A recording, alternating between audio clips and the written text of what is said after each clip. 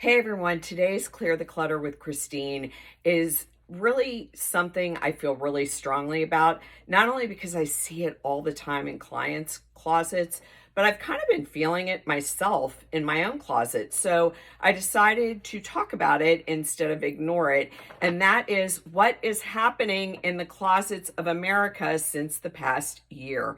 And that is clothes that don't fit, clothes you're like, what was I thinking when I bought this online 6 months ago, sitting home in my pajamas?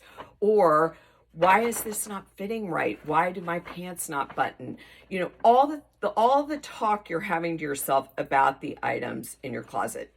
So I'm here with one suggestion on how to let's start moving forward, because beating ourselves up over this, I've decided, does nothing. It doesn't help you clean the clutter out of your closet, and it doesn't help you feel good about yourself.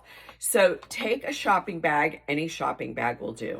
And anytime you try something on, I don't care if it's a bathing suit, a t-shirt, a formal dress, shorts, whatever it is, a pair of shoes, if you don't feel good about yourself when you look at yourself in the mirror, if something is way too tight and you're being critical of yourself, or if it's just seen better days, or you're just like, what was I thinking when I bought this?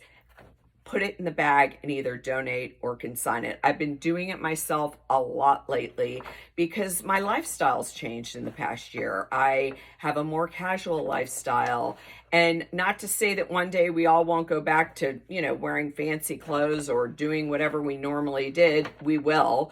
But for right now, I'm just trying to keep things on an even keel in the closet, and that is getting rid of things you don't love, need, or wear. So let me know your thoughts. Let me know if you tried doing this weekend in your own closet. I would love to hear about it. And if you have any suggestions for Clear the Clutters with Christine on Fridays, DM me and I would love to respond to them via video.